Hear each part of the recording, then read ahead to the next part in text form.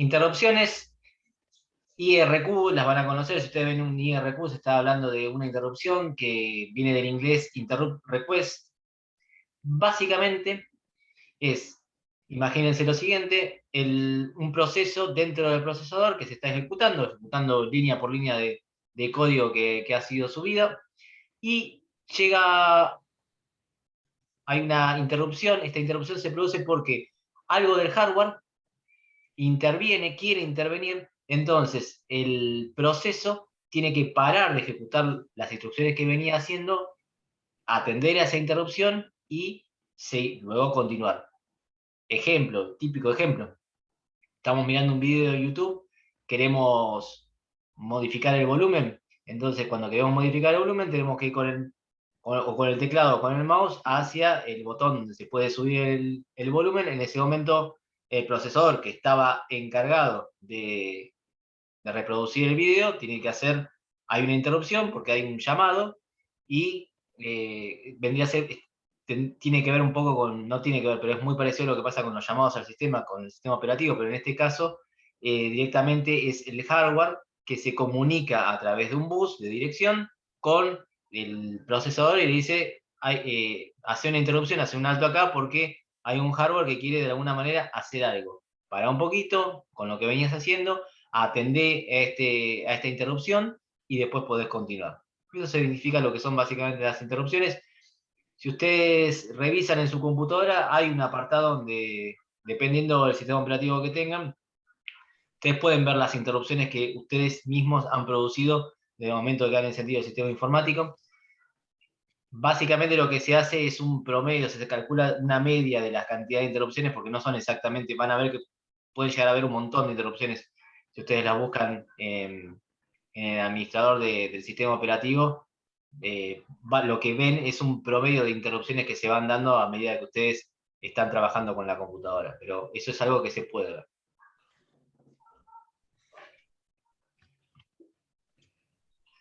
Bien. Lo que les estaba diciendo, cuando se llevan a cabo las siguientes cuando se lleva a cabo una operación, se realizan las siguientes operaciones. Es que el control pasa al sistema operativo, es el que manda en ese caso. El sistema operativo almacena el estado completo del proceso interrumpido. Ahora vamos a ver de qué se trata esto de que almacena el estado completo del proceso interrumpido. Se analiza la interrupción, ejecuta la rutina de servicio, esto es lo que se ha pedido, que lo pidió el hardware, se restaura el proceso interrumpido y se ejecuta el siguiente proceso que selecciona el planificador. De eso vamos a hablar la semana que viene. Hay distintos tipos de clases de interrupciones. Pueden ser de programa, dice generada por una condición que se produce como resultado de la ejecución de una instrucción, tales como un desbordamiento aritmético. ¿Se acuerdan lo que era un desbordamiento aritmético? Se lo vieron en el sistema de procesamiento de datos, el overflow. Una división por cero, cuando nosotros tenemos un programa y dividimos por cero, es una instrucción que no tiene sentido, que no existe, entonces ahí también se puede generar una interrupción, no solamente, insisto, con lo que tiene que ver con el hardware, ¿no? Que uno quiere de alguna manera intervenir de alguna forma con el proceso. Ejecutar una instrucción de máquina ilegal o por ejemplo, ejecutar una instrucción de máquina ilegal cuando no tenemos ciertos permisos para poder acceder a determinados lugares, no tenemos el rol de administrador, por ejemplo. Referencia fuera del espacio de memoria, por ejemplo, cuando también, lo mismo, queremos acceder a algo a lo que no se nos permite acceder. Entonces ahí se produce una interrupción en la ejecución del programa. Puede ser por temporizador, dice generada por un temporizador del procesador, permite al sistema operativo realizar ciertas funciones de forma regular. Este temporizador básicamente es un reloj, imagínense un relojito que no es un reloj, perdón, es un timer, que cada cierta cantidad de ciclos de tiempo va avanzando. Cada uno de los, o sea, cada cierta cantidad de ciclos rota los procesos, este timer, a partir de la velocidad que tenga el mismo, son básicamente los gigahertz del procesador, que es la cantidad de tareas que se puede realizar cada cierta cantidad de ciclos de tiempo. Cuando ustedes miran que un procesador tiene tantos gigahertz, en realidad es que se pueden hacer tanta cantidad de tareas en un ciclo de tiempo, se lo define de esa forma. ¿Sí? Bien. cada cierta cantidad de tiempo, el timer es como que va avanzando. Imagínense que tiene un reloj que va avanzando de a un segundo, y cada vez que el reloj hace tic tac, lo que genera es que dentro del procesador salga un proceso para que pueda llegar a ingresar otro. Eso es lo que significa, para eso sirve el temporizador, básicamente. Puede ser una interrupción generada por un dispositivo de entrada y salida, que esta es la más común, generada por un controlador de entrada y salida para señalar la conclusión normal de una operación o para indicar diversas condiciones de error. O puede ser por fallo de hardware, generada por un fallo como suministro de energía o un error de paridad en la memoria. ¿Se acuerdan que eso también de error de paridad se vio en el sistema de procesamiento de datos, el método Hamming, etcétera? Cuando la información de la que sale y la que llega puede variar en, en un valor de bits. Bueno, básicamente de esto se trata en lo que son las interrupciones. Fue un par de filminas las que faltaron presentar la semana anterior. No hay mucho más de interrupciones. En realidad es solamente definir que a partir de ciertas cuestiones que pueden ocurrir con el hardware o incluso con los programas que están dentro del procesador, el procesador puede dar un corte a lo que está haciendo y permitir el paso de o una rutina de entrada y salida, por ejemplo, o cuando hubo un error, supónganse si es un error de fallo de hardware, en realidad es un error que ahí no se interrumpe el programa, en realidad se termina, directamente se lo corta, porque es una interrupción grave, digamos, cuando hay un corte de energía, supónganse. Pero bueno, básicamente ahora cuando continuemos la explicación se van a dar cuenta que este concepto de interrupción se va a mencionar y es por eso que hicimos referencia a mí. Bien, ahora sí, vamos con los contenidos de esta semana. Si se fijan en el campus, ustedes tienen lo que dice semana 3, apuntes, procesos, modelos. Ahora voy a pasar a compartir pantalla nuevamente y vamos a hablar de eso. Un segundo, por favor.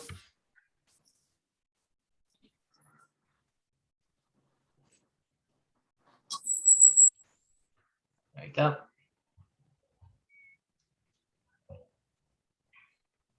Bien. ¿De qué trata el siguiente apunte, la siguiente unidad, que incluye los ejercicios del 4 al 8 para poder hacer dentro de lo que es el trabajo práctico número 1? Habla sobre los procesos. Ya se estuvieron mencionando lo que son los procesos. Vamos a dar una definición un poquito más formal. Dice instancia de un programa en ejecución. Esto es importante. Dice instancia de un programa en ejecución.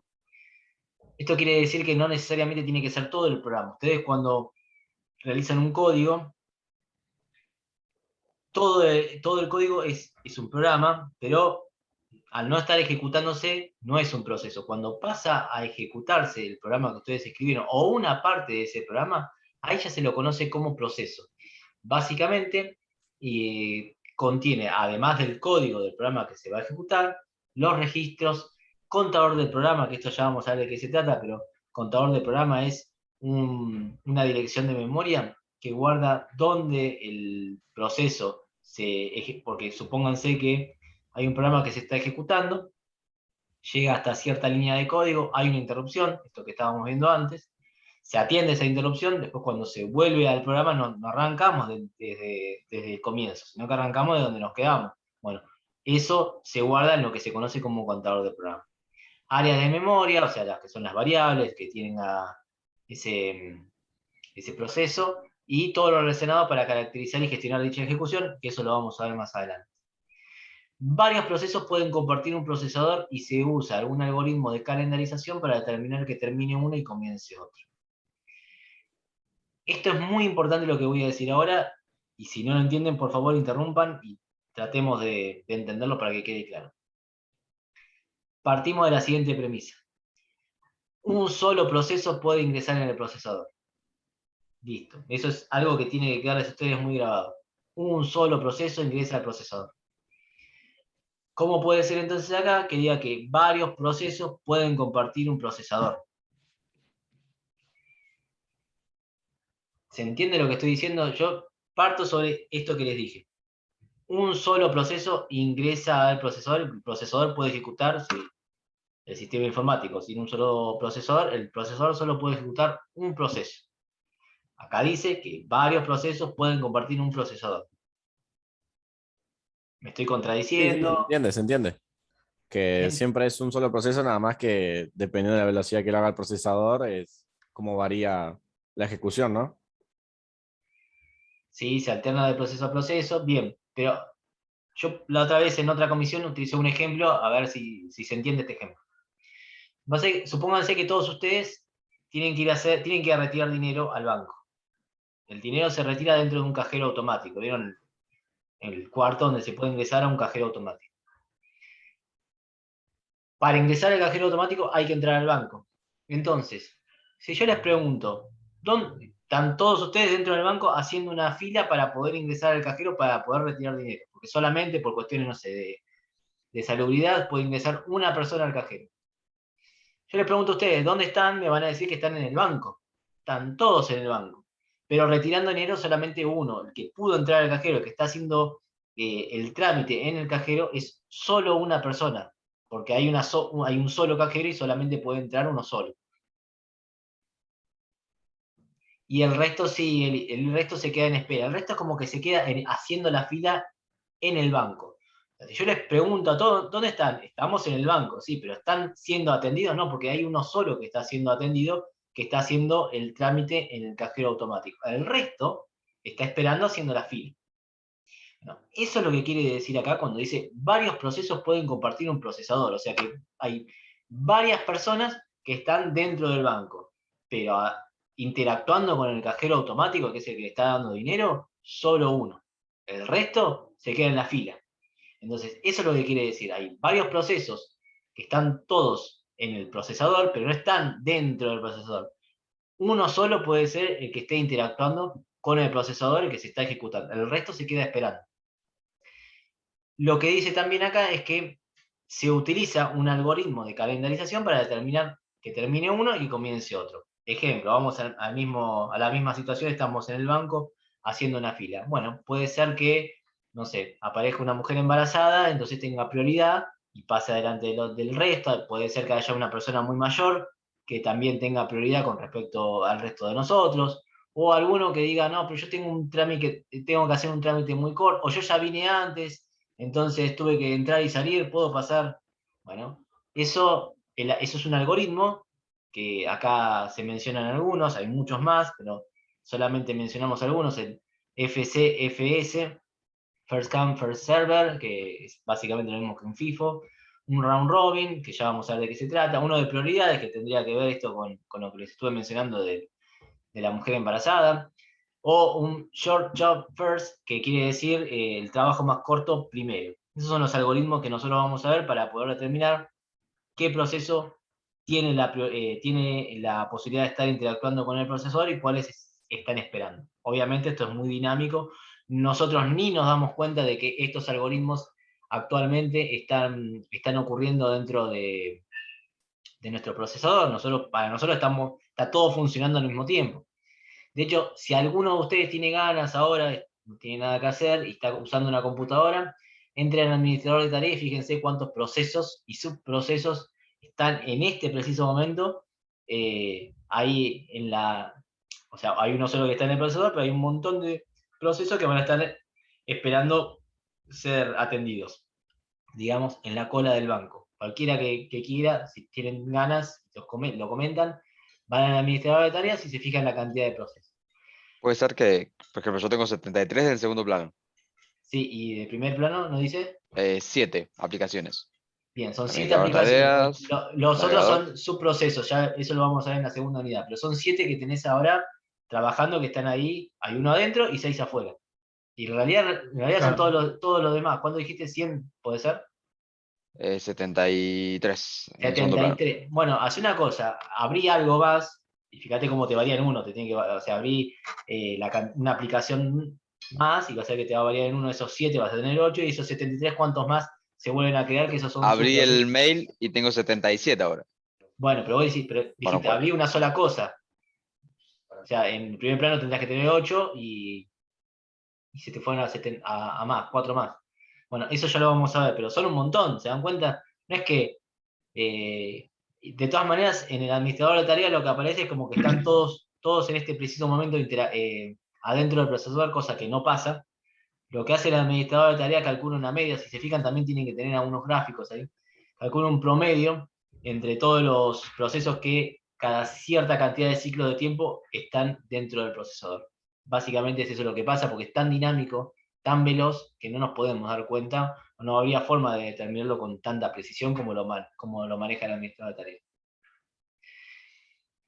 ¿Se entiende esto del proceso y de que solamente uno entra al procesador, interactúa con el procesador y el resto se queda esperando? ¿Hay alguna duda? No, no, no, ya va, por mi lado se entendió bien. ¿El resto? Sí, sí, se entiende. Bien. Llegándolo a otro ejemplo, me gusta siempre utilizar ejemplos cotidianos como para que se pueda entender mejor. Piensen que, vamos a pensar en lo siguiente, hay una persona en MasterChef que tiene que hacer una torta para la hija. Perdón, para la hija no, una torta.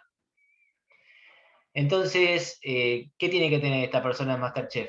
Tiene que tener la receta, tiene que tener la cocina, el horno, tiene que tener la harina, el huevo, el azúcar, etcétera, con las cosas con las que se van haciendo la torta. Entonces, podemos hacer una analogía con lo que es un proceso, lo que es un procesador y lo que es un sistema operativo con esto de la persona que está participando en el MasterChef. La receta es equivalente al programa, al código, a lo que ustedes hacen. El participante de MasterChef es el procesador.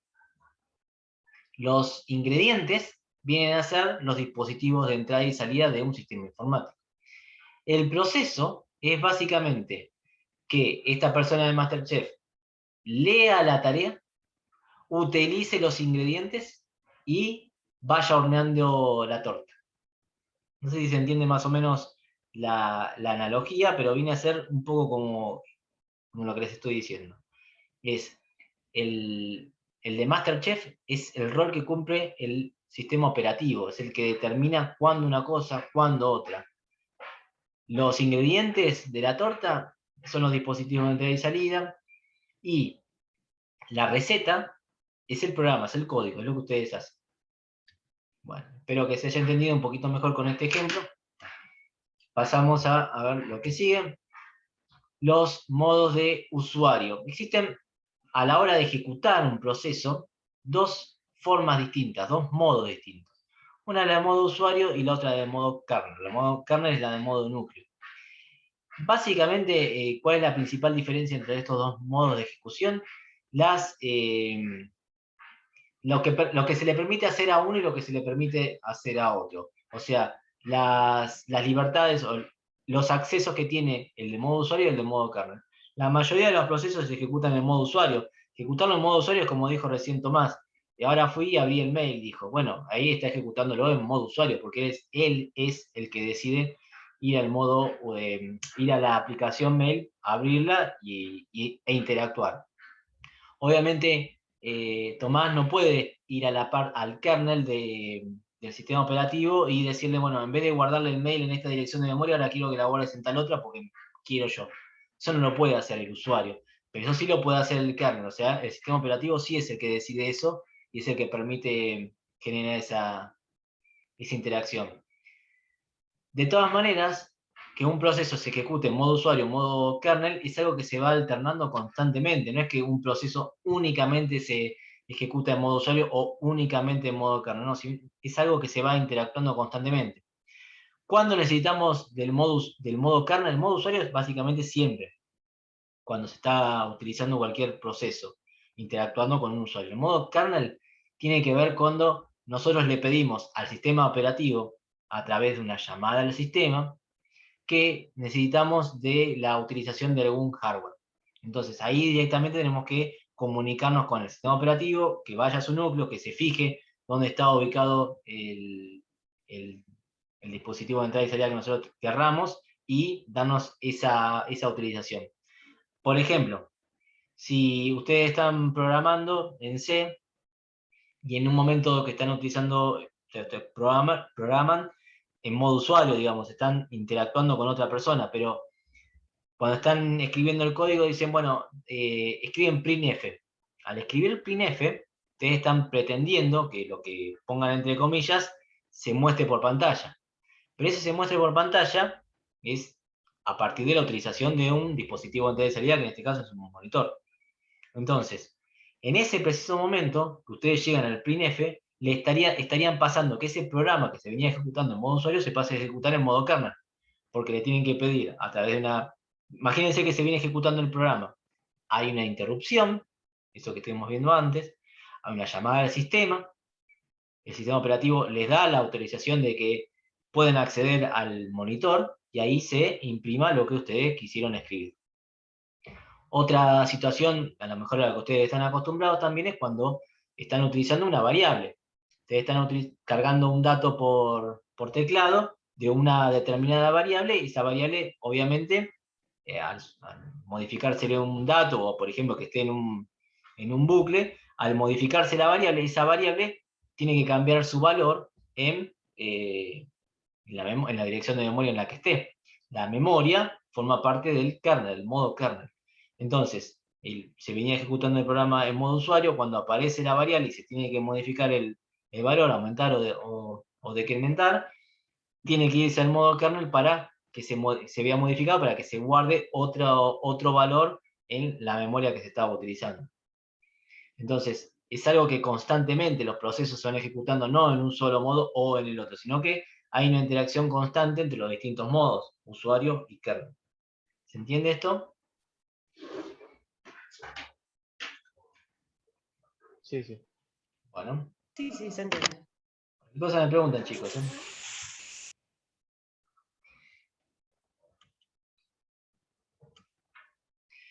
¿Cómo se pueden crear los procesos? Bueno, básicamente cuando se inicia el sistema, cuando se prende la computadora, se pueden llegar a crear procesos. Hay otras formas de crear procesos que es a través de llamadas al sistema para crear un proceso. Esto no lo van a ver en esta materia, pero sí lo van a ver en otras materias.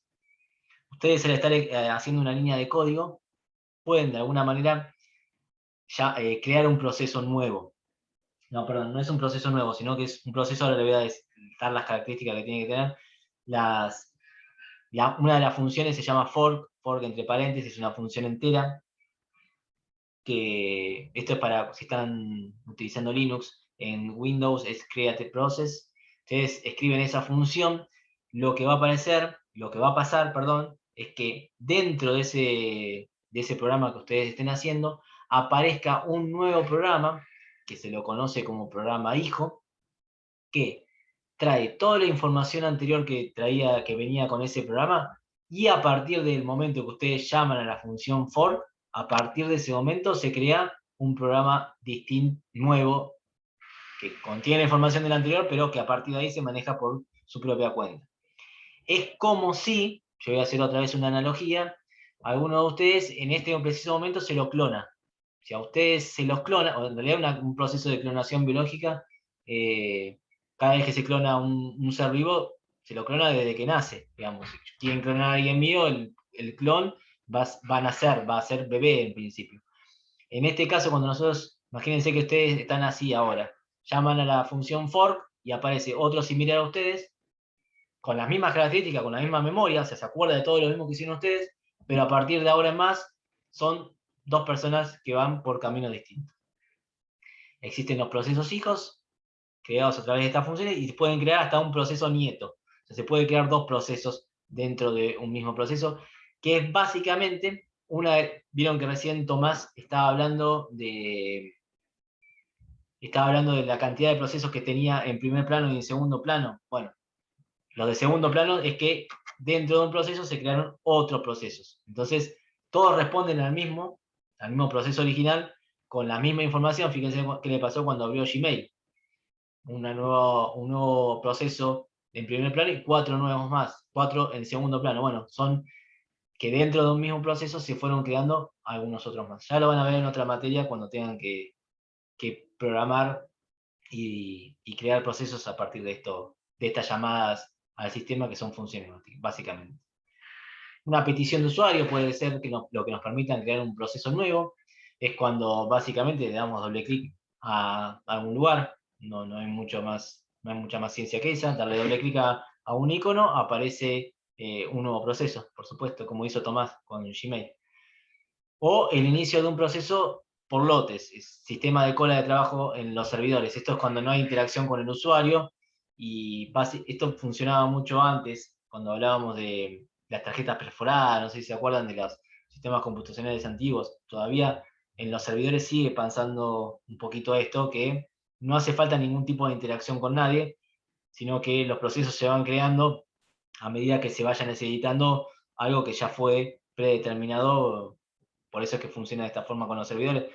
También cuando uno realiza un backup, por ejemplo, se va guardando información y no hace falta que uno intervenga para guardarla de lo que sigue, seguirlo guardando, digamos. Bueno, de esas distintas maneras es que se puede crear un proceso. Así como se puede crear un proceso, también se puede terminar con un proceso. La terminación puede darse de dos maneras, voluntaria o involuntaria. La voluntaria es cuando nosotros queremos terminar con el proceso cerrando donde está la cruz. Puede terminarse también por algún error, puede ser por alguna interrupción o por falta de algún parámetro, por ejemplo, o puede ser por alguna, como decía, las involuntarias, que son básicamente las que estábamos viendo hoy con las interrupciones, por corte de energía, por, dice, excepciones, violación de un segmento, o terminado por otro proceso, cuando uno escribe kill. Kill es cuando ustedes por consola están en Linux y ponen kill, van a poder terminar con el proceso. En Windows, si ustedes si están en Windows, Control Alt suprimir, van a aparecer todos los procesos y ahí van a poder cerrar el que quieran. Bueno, básicamente es eso. Es algo que nosotros hacemos habitualmente, terminar con un proceso. ¿Qué es el bloque de control de procesos? Esto también lo habíamos mencionado en SPD. Este bloque de control de procesos, que se lo conoce como BCP o PCB, Process Control Block, es un registro, entiendan esto, es un registro, donde el sistema operativo agrupa toda la información que necesita conocer respecto a un proceso en particular. Cada vez que se crea un proceso, importante es esto, cuando nosotros le damos clic, porque creamos un proceso, le damos doble clic a un icono para que empiece un proceso, el sistema operativo tiene que agarrar un registro y guardar la información necesaria para ese proceso. Ahora vamos a ver cuál es esa información. Sirve para la descripción en tiempo de ejecución durante toda la vida del proceso. Cuando el proceso termina, el BCP es borrado, o sea, el registro queda libre para que pueda ser utilizado por otro proceso.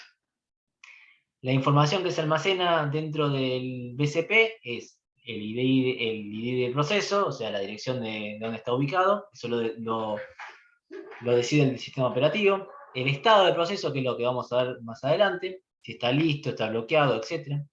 El contador del programa, que es esto que yo les mencionaba, donde es que había quedado el proceso cuando se venía ejecutando. Valor de registro de CPU se usa para el cambio de contexto. Cambio de contexto, esperen un momentito, ya lo vamos a ver. Espacio de direcciones de memoria, las variables, cuáles son las que se pueden utilizar. La prioridad en caso de utilizarse dicho algoritmo para la planificación de CPU, ya lo vamos a ver la semana que viene. La lista de recursos asignados, estadística del proceso, o sea, cuánto tiempo el proceso está generalmente en ejecución. Esto es muy importante para realizar un algoritmo. Datos del usuario, por supuesto, y los permisos asignados, donde a qué cosas puede acceder y a qué cosas no. Bien. ¿Qué es esto del cambio de contexto que les decía? Profe, disculpa, ¿el BCP está en disco o en el procesador? O sea, ¿dónde es que se almacena todo eso? Es un registro. Como Ok, registro ok. se almacena, ¿no? Porque pensá que es algo que constantemente se va modificando. Entonces es algo que lo Ahí tienen está, que está tener bien. muy a mano, porque si lo guardás en disco, lo guardás en otro lado, no, no se puede acceder tan fácil a eso. ¿Me faltó un punto? Perfecto. Signas pendientes de ser servidos. Bueno, perdón, me faltó el último. Las señales que tienen los procesos para poder comunicarse con otros procesos. Ya lo vamos a ver, porque entre los procesos, si bien no se pueden comunicar, pero uno puede dejar distintas señales. Estas señales son para poder acceder, cuando dos procesos quieren acceder al mismo recurso, es como que se mandan señales entre ellos, se los llama semáforos, ya lo vamos a ver, que, que sirven para poder decidir quién pasa y quién no, quién tiene como más prioridad para poder pasar al procesador que otro, ¿no? Ya lo vamos a ver, son dos señales, obviamente es un 1 un 0, se lo llama semáforo, ya de todas maneras falta todavía para ver eso, falta un parcial incluso. Cambio de contexto. Consiste en la ejecución de una rutina perteneciente al kernel del sistema operativo para la ejecución de un proceso para dar paso a la ejecución de otro distinto. Bien. ¿Qué es esto del cambio de contexto? Es cuando nosotros, cuando el sistema operativo cambia el estado del proceso. Ahora cuando veamos esto en realidad se va a entender mucho mejor. Pero básicamente es para que se entienda, y lo llevo al ejemplo que di al principio de la clase. Espérenme que vea 2 segundos. Voy a enchufar la máquina, si no.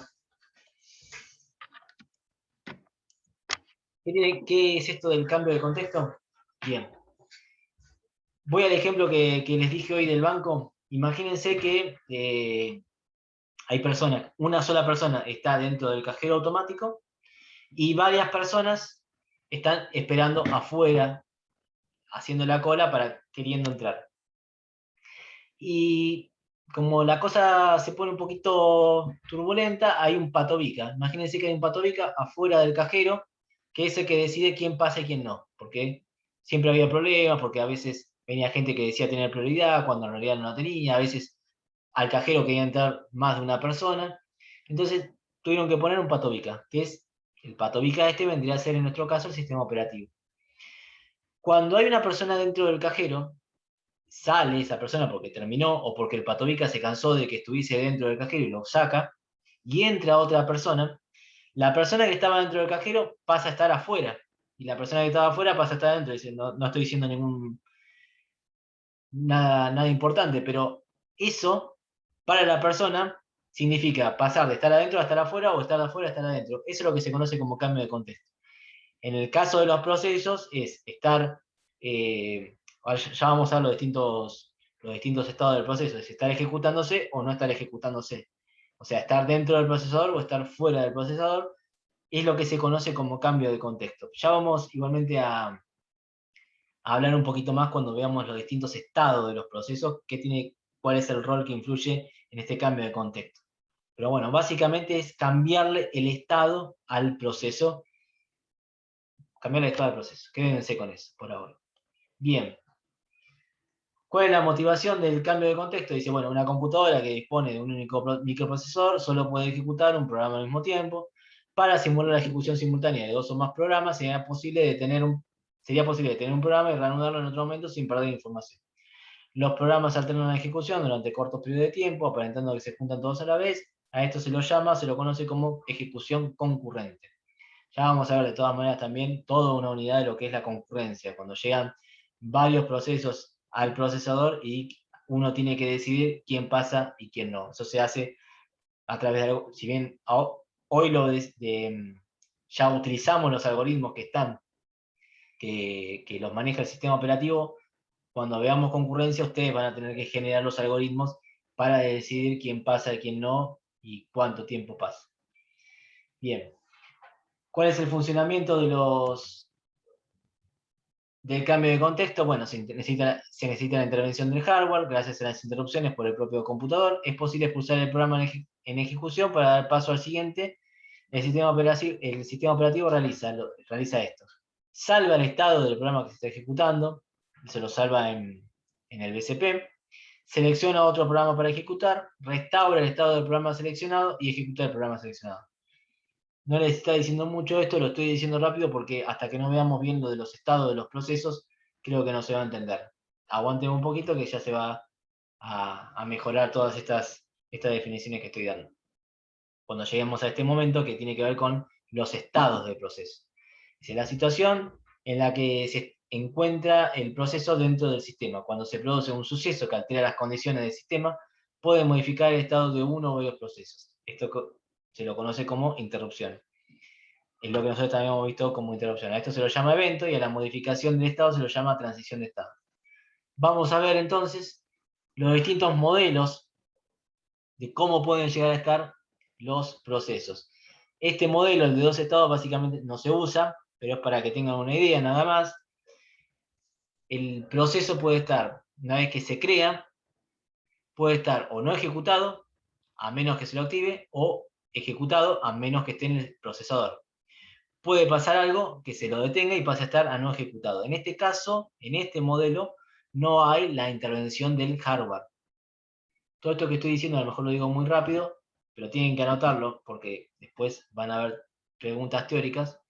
Vamos de vuelta.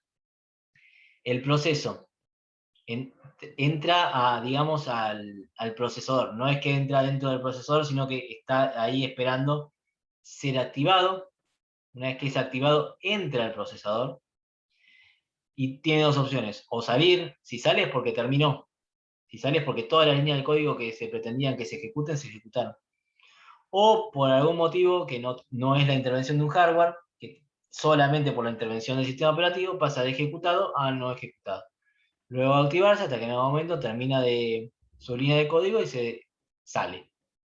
¿Se entiende esto del proceso? De todas maneras no es muy utilizado. Importante saber que acá está en ejecutado, es que está dentro del procesador. Acá está esperando para ingresar, acá está dentro del procesador.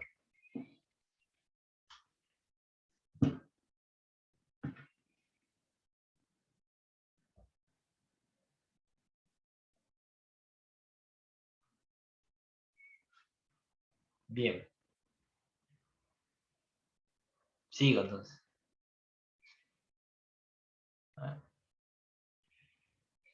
El próximo modelo que vamos a ver de los procesos es el de 5 estados. Voy directamente a los gráficos, ustedes tienen la definición de cada uno, pero creo que se va a entender mejor acá.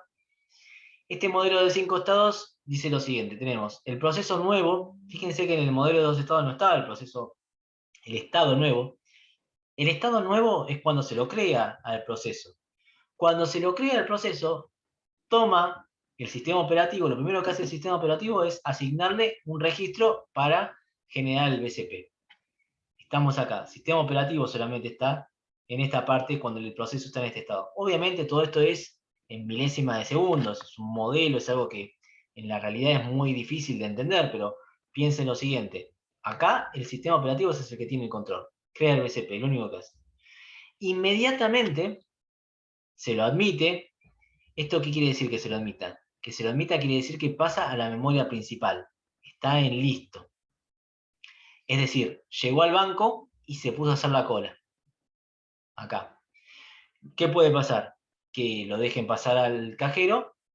Lo único que puede pasar de acá, pensemos lo siguiente. Está entrando por la puerta del banco. Acá se puso a hacer la cola del banco. Está en listo. Acá el patobica lo dejó pasar al cajero. Tiene dos opciones.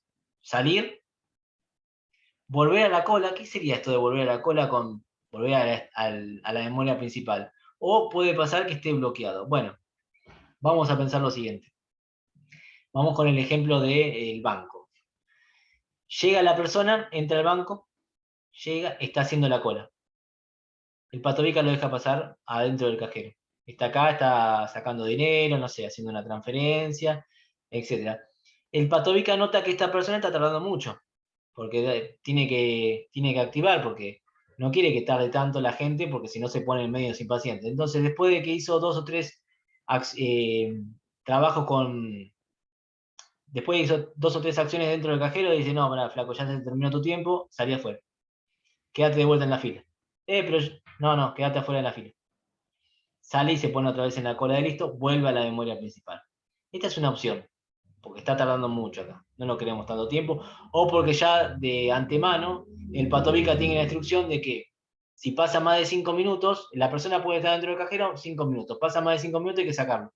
Si hace el trabajo antes de 5 minutos, sale. Si no, hay que mandarlo de vuelta a la fila.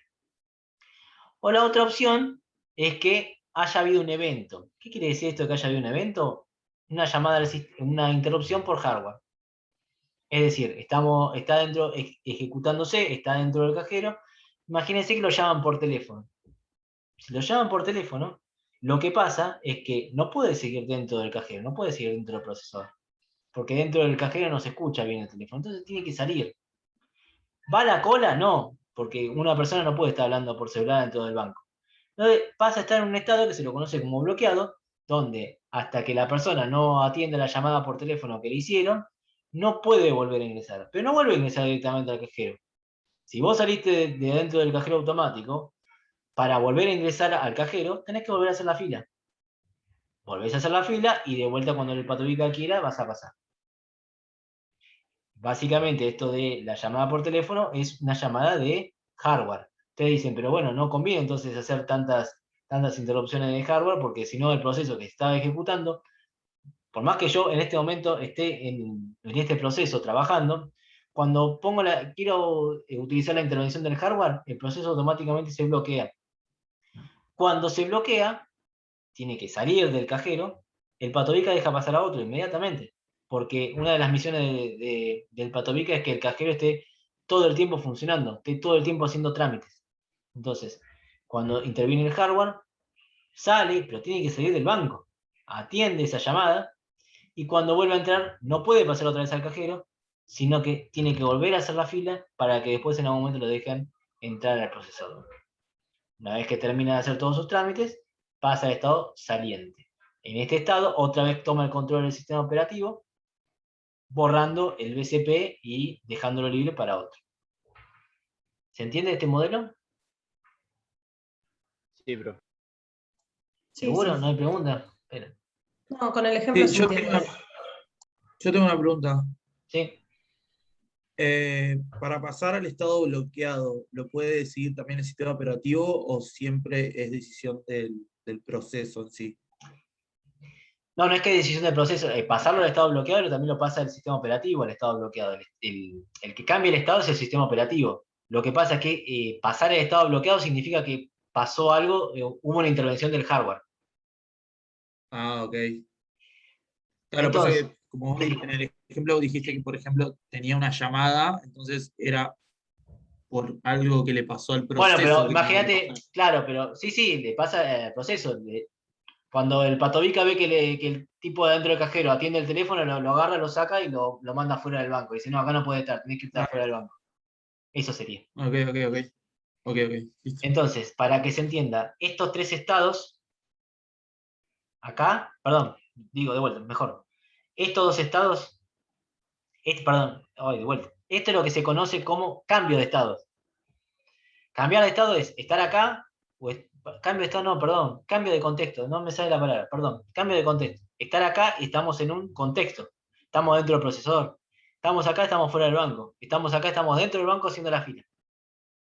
Esto es memoria principal, esto es procesador, esto es ahí, afuera del banco.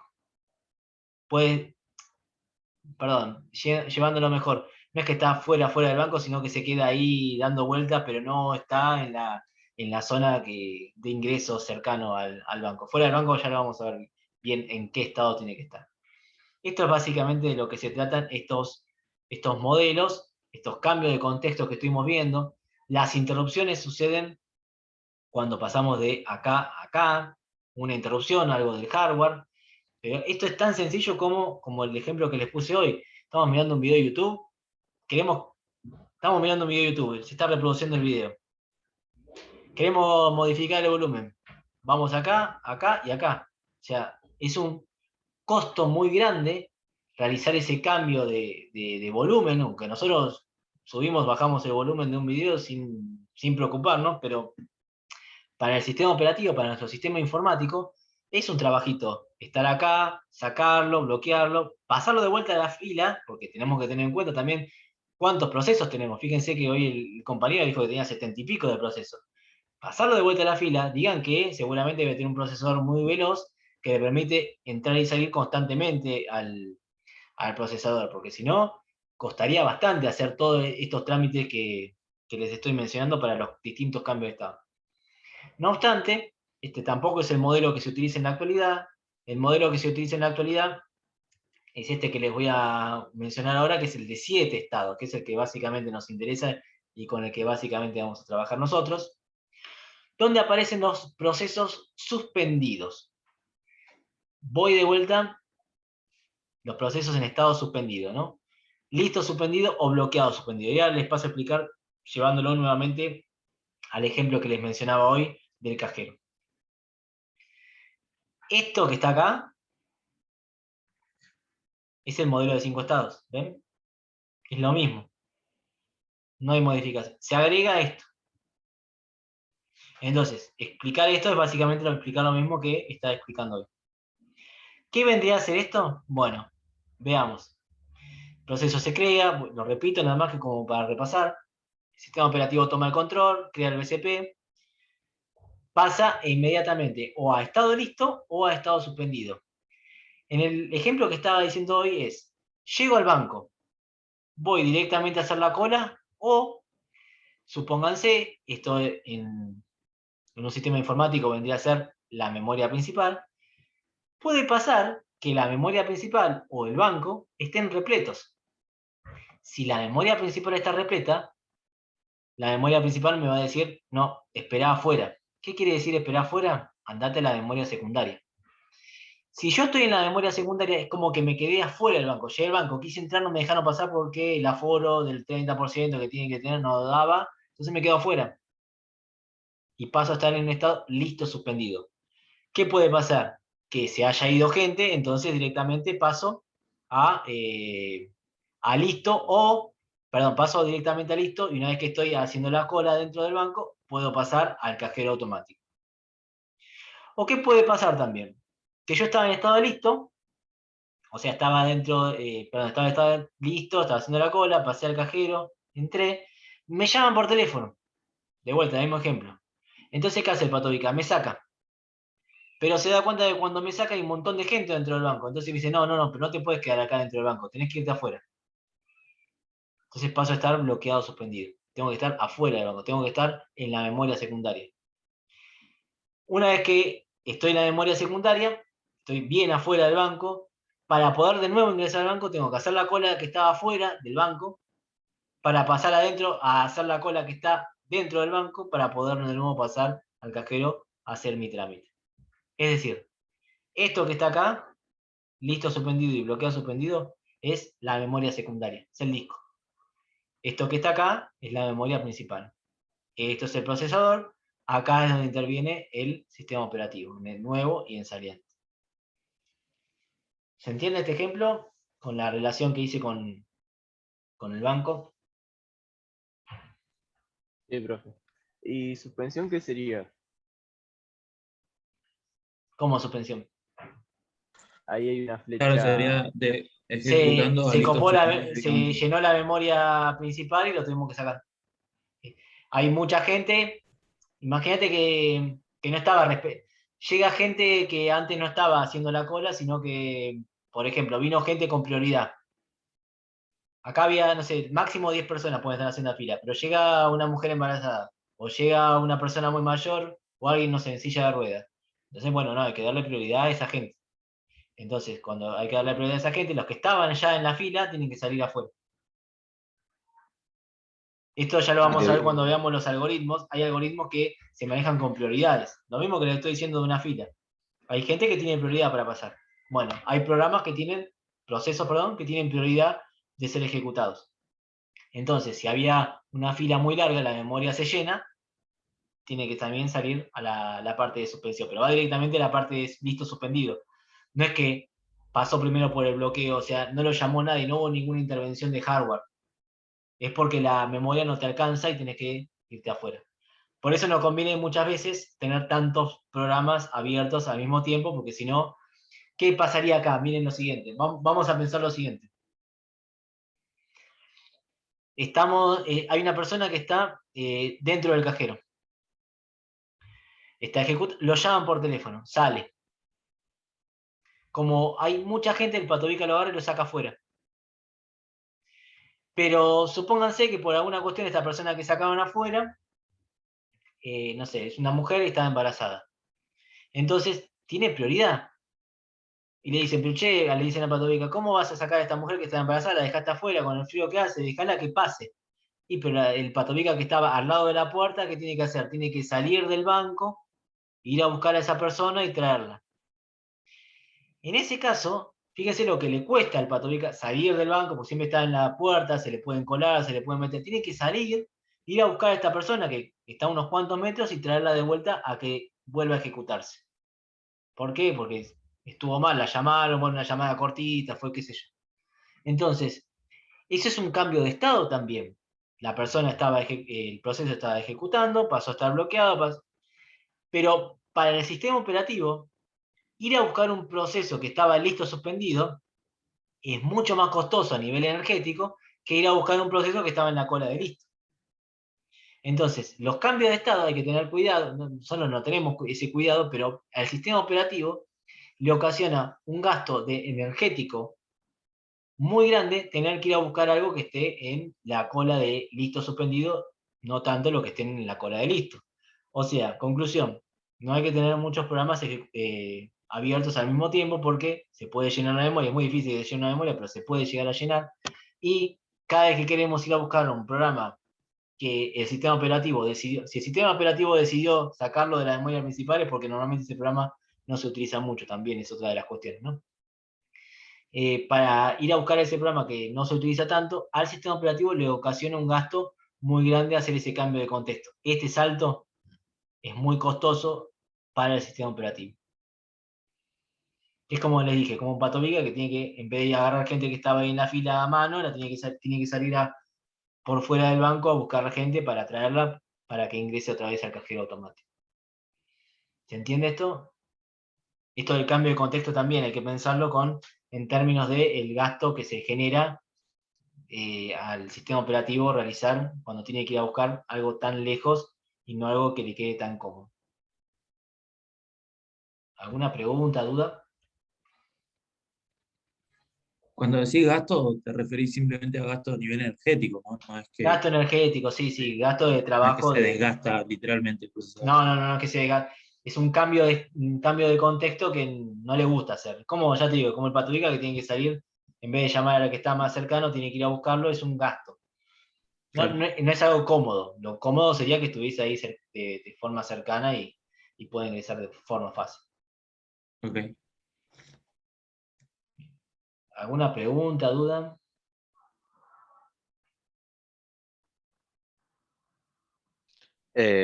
A partir de toda esta teoría podemos hacer algo del trabajo práctico ya. Sí, hasta el ejercicio 8. 5, 6, 8. 7 y 8. Que es lo que les voy a decir que hagan ahora. Dejo